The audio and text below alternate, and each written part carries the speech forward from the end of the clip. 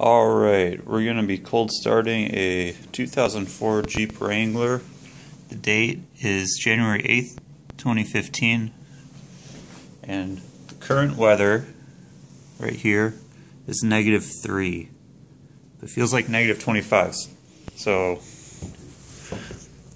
let's turn this sucker on.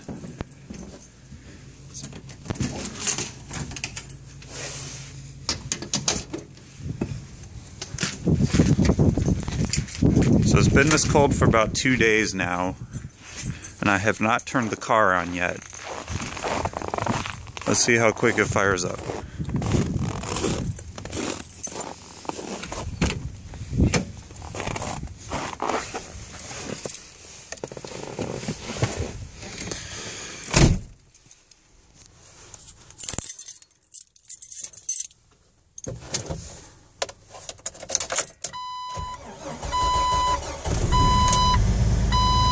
There we go, not bad.